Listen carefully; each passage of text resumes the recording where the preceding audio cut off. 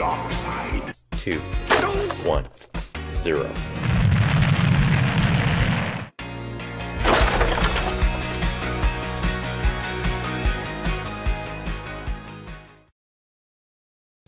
Let's Get Retro presents Worst Fighting Games Ever! Hey there, this is Let's Get Retro in association with RetroLim.com, and my name's Bob. I wanted to look at fighting games, but not the good stuff. What I wanted to do was look at the bad fighting games out there. You got to understand that, you know, you had Street Fighter 2 coming out in the early 90s, you had Mortal Kombat, as you're seeing there right now. And I think those games came out and a lot of games companies went, hey, me too, we can do this, we can hoover up money like those two fighting games are. But a lot of them missed the point of the, you know, what a good fighting game is. A lot of them saw Mortal Kombat and went, yeah, blood, violence, if we just keep throwing on the ketchup and, you know, making it more bloody and more violent, nobody will notice the fact that we don't actually have a good game underneath. So what I want to do, folks, today is I want to look at the bad stuff, the dross, the dreck. Folks, get ready to scrape the bottom of the barrel. Anyway, first up, Time Killers.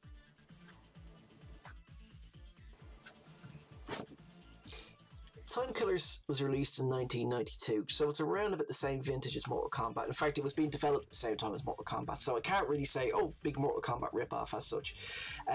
Look, there's a man dunking a head. Or is that a clock? I can't tell. And of all the games I'm looking at this today, it's probably the least shite. Now, that doesn't mean very much, to be honest. It's not. I'm not recommending it or anything. But the one thing I'll say is it did actually get a home port. I don't think anything else I'm covering here did, you know, was converted to anything else. For those of you that are interested on emulating with MAME, and I'm using some nice jiggery pokery to make it look a bit more realistic. The plot of the game, for those of you interested, is a bit like Eternal Champions. You've been chosen out of time and plucked out of time to fight for the Eternal. Look, it doesn't. The plot's shite. What really it's about is chopping limbs off. Each of your buttons controls a different limb, and you could basically. There we go. See. So 2 arms, 2 legs, and a head. There's some special moves and such. They're not really special, they're a bit crap.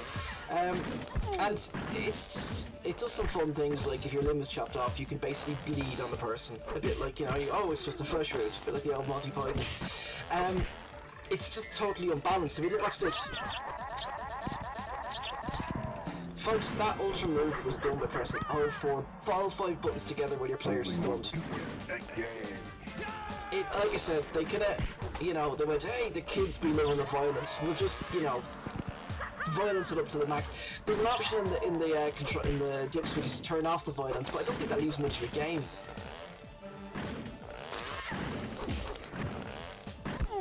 I got drunk once when I was a teenager. Played this in an arcade in Galway with my friends. I just spent the entire time hammering the buttons, and I just kept chopping his head off. In the game, not in real life, because that would make me a murderer. Anyway, briskly moving forward, it's sort of got a pseudo-sequel with a game by the really crappy name Bloodstorm. Yeah, I know it sounds like a parody. Anyway, let's go, Bloodstorm. And so, to Bloodstorm. This isn't to be confused with Bone Storm, which is a violent parody of video games from The Simpsons. Bloodstorm's a wholly different violent parody of a video game. It's made by the same people that did Time Killers Strata, although this time it's from 1994, so they don't even have the excuse that they, you know, hadn't seen decent games.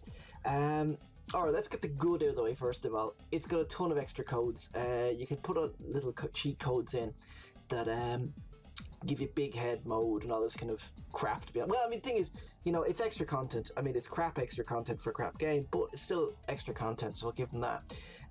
As you play the game, you can basically, as you defeat your enemies, you absorb their powers. And you can actually continue on by putting a little kind of code in, by, you know, key presses in on the it gives you, you know, a key press to continue. But apparently this only works if you've until the machine's turned off. So now I haven't even seen it, or I haven't been able to get it working myself properly. So take that with a pinch of salt. Anyway, let's show you how it plays. No, badly. Oh, it's the same controls as well as Time Killers, so there's that, I guess. Alright, let's go. Let's just get this over with. Okay. Alright, let's pick Hellhound. He's versus... Oh, it's the fire guy versus the ice guy. So, yeah, I'm randomly hitting keys. Uppercut seems to do some stuff there. So yeah, I mean, as I said, it's like when they saw Bloodstorm, they went, or when they saw Time Killers, the guys that made the Strata said, well, we like Time Killers, but you know what? I don't think it was violent enough. Let's just turn the violence up to, never mind turn it up to 11, let's turn it up to 15. It's got some extra stuff as well that, oh, there we go, that's a lovely, fatality move that you can do in the middle of a round. The same as Time Killers, you can stun, and then you can just do crazy... I literally think it's just all 5 buttons again, and you just chop them to pieces. Which is fun for about 30 seconds, and then it's... yeah. It's not balanced, it's not what you call a balanced game at all, but like there, I'm just...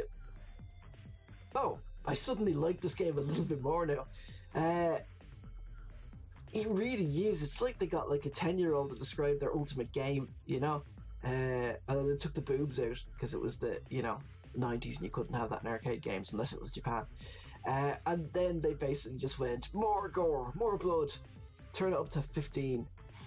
There's a couple of, again, they're ripping off Mortal Kombat now. There's things like, you can do an uppercut in certain levels in the middle of a round and it just knocks them off the platform and they fall on the spike. They die with the bloods and such. I'm bored now. I want to play something else. Alright, let's look at something worse. Oh, blood is happening. What the? Okay, let's look at Street Fighter, the movie.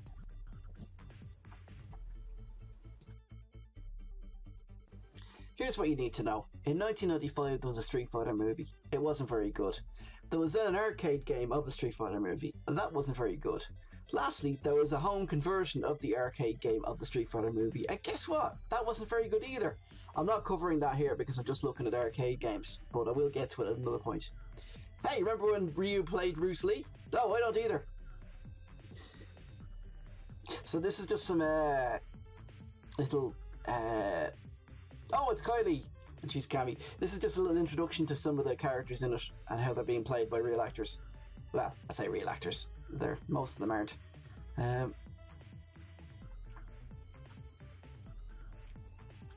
Street Fighter movie was, in fairness, pretty bad. Oh, it's Jean-Claude Van Damme, and he's Guile. And it's Raul Julia from such arcade classics as that Addams Family pinball machine. The Mamushka. Okay, I really should start playing this, I suppose. Can't put it off much longer. Or can I? Can I just keep blathering? Yes. This is just... Oh! Oh god, yeah! This is the, it makes that noise when you put coins in. It's freaking... It's freaking weird. I like it so much. Hey, it's that dude from Wreck-It Ralph. Okay, so here's our motley crew. Blanket isn't here. I can't remember if he's a boss of some nature or just they were too embarrassed about how bad he looked in the movie.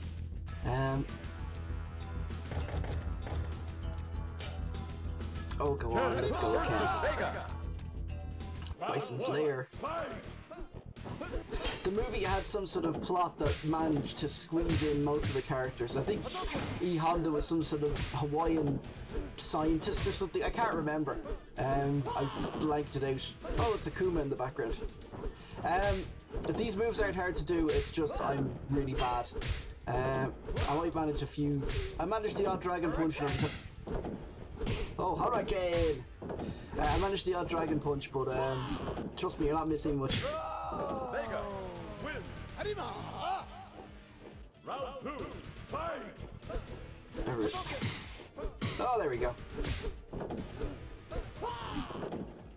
So, I mean, the problem with, I think, a lot of these digitized games is that humans don't really jump, you know, twice their own height, somersault in the air, you know, backflip like that, at that, you know, speed, at that, you know, height. And if you'd use, you know, cartoon characters, I mean, the regular Street Fighter graphics, it's believable. But if you use the digitized ones, you know, the closer they get to looking real, just the more stupid it looks.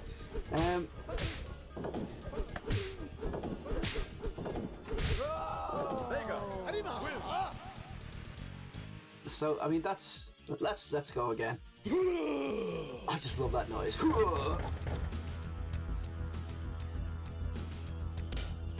Yeah, gonna go with you. It's the command center with a K.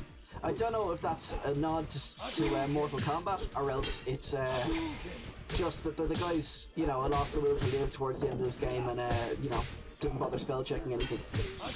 It's great for health. Hadouken. The William Shatner School of Diction there. Hadouken. That's a monkey in my canoe.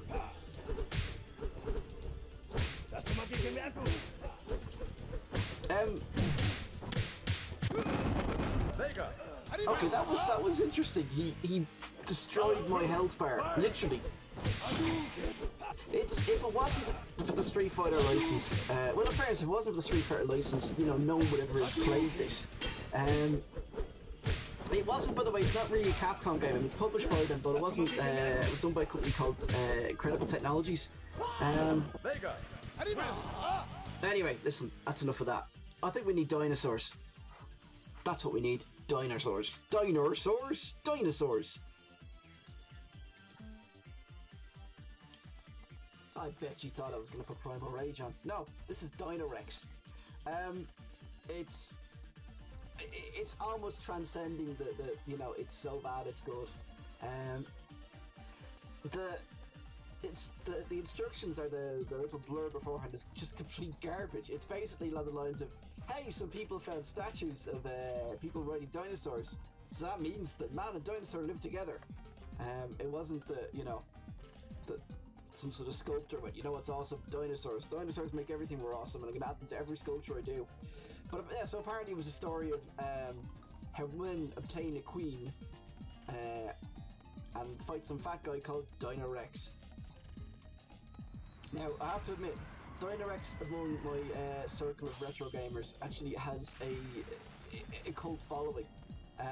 In fact, to the point where a rather cool dude I know from the arcades and retro forum boards.ie renamed himself Dynarex in its honour. I remember this being played at a very drunken games night once, and the screams of dinosaurs will live with me forever. So I'm going to just show you this really quickly, because I want to play some other stuff, and it's actually 6 in the morning at this stage. I should have been to bed 4 hours ago. Oh, there's dinosaurs. They do moves. There's only 2 buttons. I mean, it's a 2-button fighting game. So, a bit like Pokemon's, you're not the creature. You control. You tell the creature what to do. You whip him. I'm sure Pokemon's had whipping in them. I'm Barney. I'm not even gonna. I'm basically a large purple dinosaur. In its defense, some of the, it's got destructible environs, which is pretty cool. And then there's every so often there's a bonus level where you drink some magic blessed wine, and then all of a sudden you're in the future and you get to hit tanks or something. Honestly, I think the programmers are drinking the old blessed wine when they come up with this. I have the controls are just so ropey. Am I crying? It's hard to tell. I don't know. I was winning and now I'm losing. I'm not really sure what's happening. I'm sure if I spent time I could learn how to play this game, but there's more fun things I can do with life. Root canal or watching paint dry.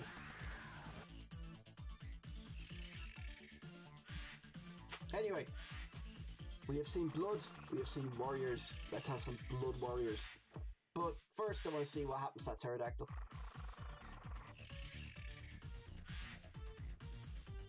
Oh, it had a family.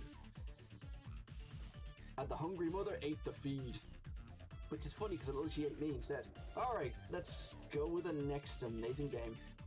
Blood Warriors. Well, Blood Warrior to be exact. There's more than one, so you know I can probably get away with it. This is a 1993 game from a company called Kaneko. Now, Kaneko aren't around anymore, possibly because the feds found the giant stash of magic mushrooms they have. I'm assuming that was the case because, quite frankly, I don't think anyone sober and sane could make this damn game. It is, by the way, a sequel to a game called Shogun Warrior, which, if I had in any way professional, I would include here, but I can't be arsed. So anyway, we got Ninja Guy, this dude, Samurai Glow Sticks, Kabuki Guy. There's quite a few people. There's Claw Lady, this dude. I've grown to like this chap here. It's kind of like someone got Dalsum from Street Fighter, and they forced him to mate with some Teenage Mutant Ninja Turtles, and took the unholy abomination that slithered forth and made him fight for a pleasure. And that's Claw Lady. I don't really have anything interesting to say about her, and I don't really know what's going on there.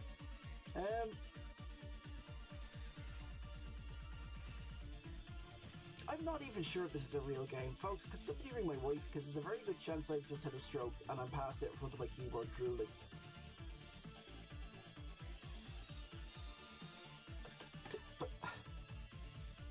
Okay, I'm pretty sure that, you know, I am now unconscious in front of my keyboard. Like, why is he waving his ass? Folks, I'm sure if I was Japanese this would all make perfect sense. This would be completely run-of-the-mill. But I don't know what's going on. Listen, if you know what's going on, I was going to say leave a comment, but no, don't. Just go and seek psychological help, because quite frankly, I don't want to know what's going on here.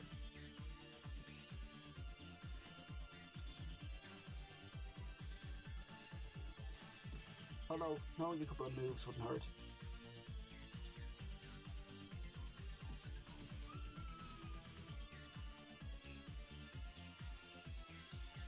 Why is she glowing with it?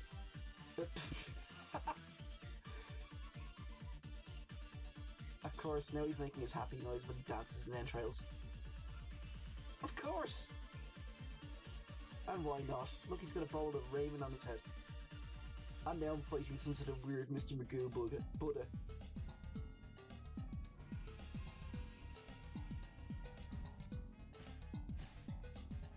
Kaneko also did some other slightly less insane stuff. The DJ Boy, they also did the Gals Panic games, those pervy Quicks games.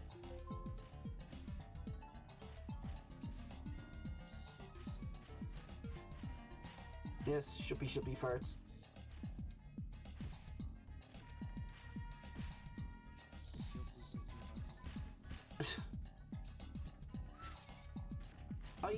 Folks, I have no idea how I did that. And also, I've just noticed his death noise is exactly the same as his win noise. I'm gonna be honest, I think that, you know, hallucinogenic drugs featured highly on Kaneko's list of things they like to do.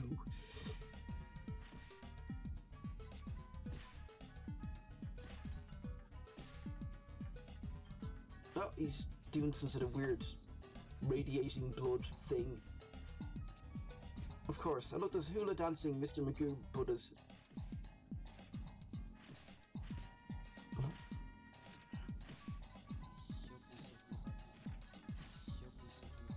Okay, shippy hurts, farty Buddha man, please end this. Put me out of my misery.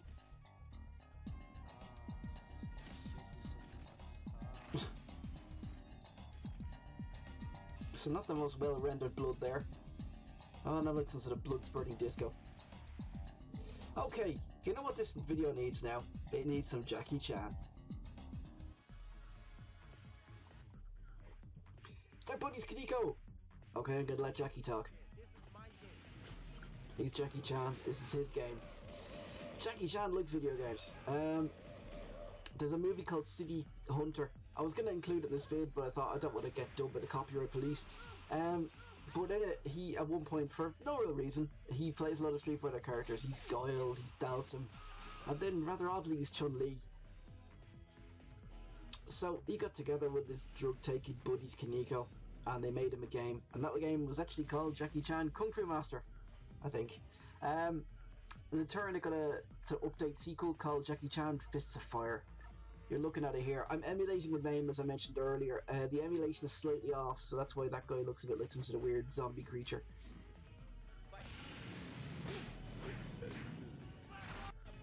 Let's settle this now. Yeah, Jackie, let's settle this. So, you know what's better than one Jackie Chan in the video game? Two Jackie Chans in the video game. You know what's better than two Jackie Chans in the video game? Anything! But Mysterious Line. Oh. It's alright, it's police. It's traffic police Jackie Chan versus. Oh, what a mysterious line. Alright, we got wrestling lady Marie. Kim Marie.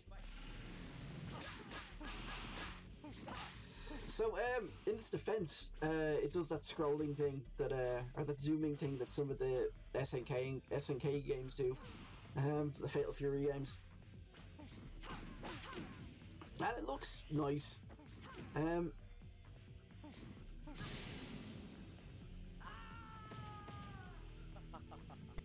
ha ha, indeed, Jackie.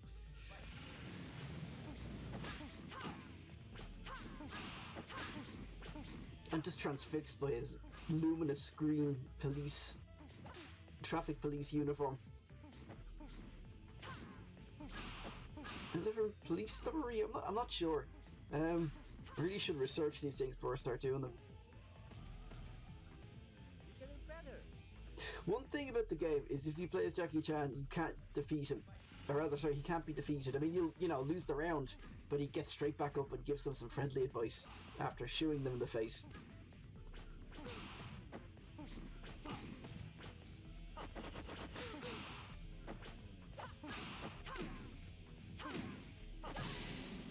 Yes, Jackie Chan hand slaps her, says no, and then some water comes down for no apparent reason. I don't know if that's part of the game or whether it's a glitch.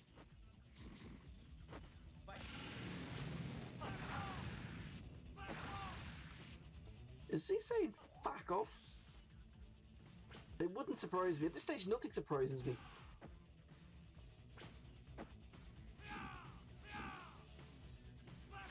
I'm just hypnotized by his hands.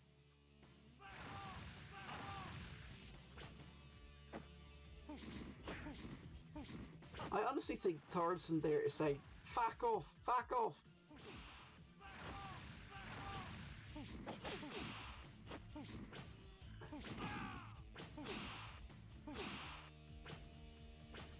Oh, I've got to move, kinda.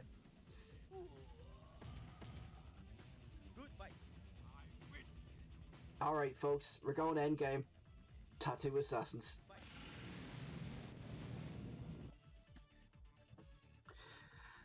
Okay, Tattoo Assassins is pretty much regarded as being just the worst fighting game made. It never actually was, it was never made release. A potted history is that it was developed.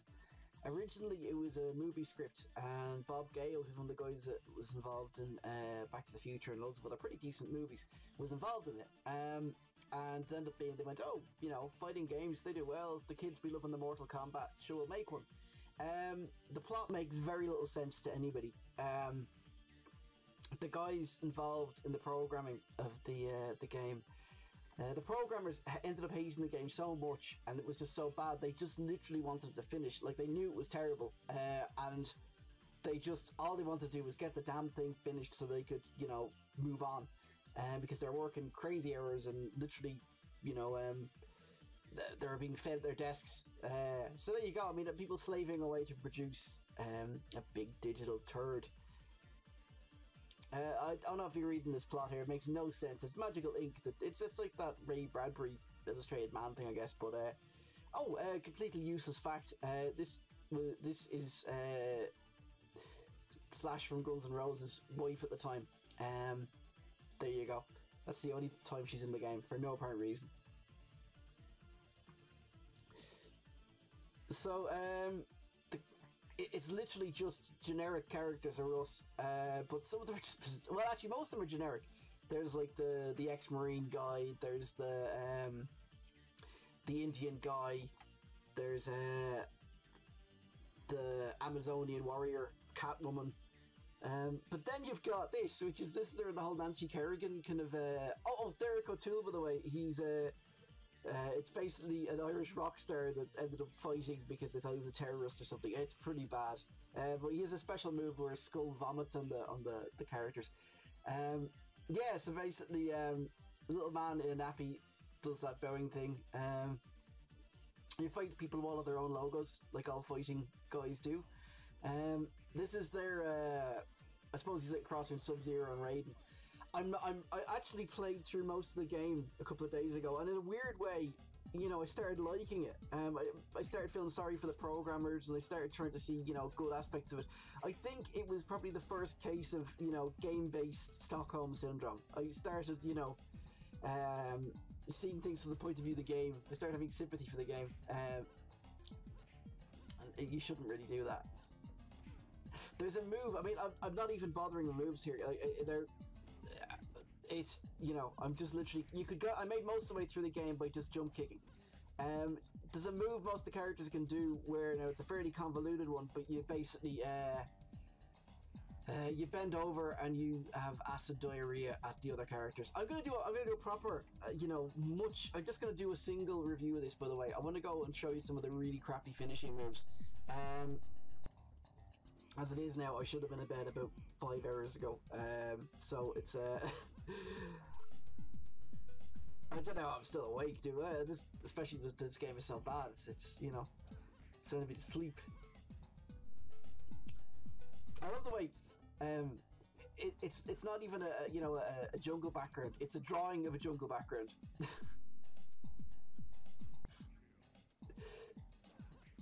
So yeah, I mean the plot, as you can see there, they've got tattoos and their moves, their special moves are based around their tattoos. I think there's something to do when you could gain the powers of the other guys you're fighting against. Somehow you got their tattoos. Not sure how that works exactly, but maybe you know, she uses her skates to skin them and then sticks the tattoo onto her. This man I'm fighting is called Truck. There you go. Nothing surprises me anymore. Supposed to be a couple of 1,000 finishing moves. I can do none of them.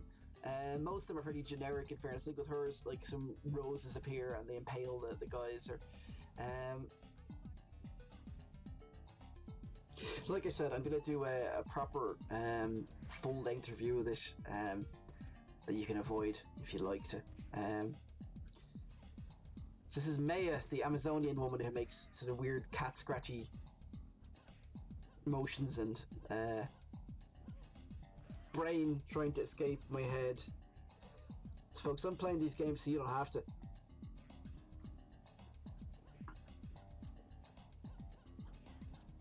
I love the idea of the fact that this was like, you know, these people went into this thinking it was going to be a Mortal Kombat killer, and it was just like it was never even released. There was a couple of cabs made for some promotional shows. But the game half finished in them. Apparently you could literally get through the game by just doing one move over and over. The game was finished and then was never released, so a couple of the cabs that existed, apparently a few of them were damaged, and yeah, it was forgotten about up until it was put on MAME and everyone could just see how good it was. Yeah, anyway, listen, that has been a look at some of the worst fighting games ever. I hope you enjoyed it, and I'm going to be doing a home conversion version of this later on. But thanks for watching, guys, as always, and see you next time.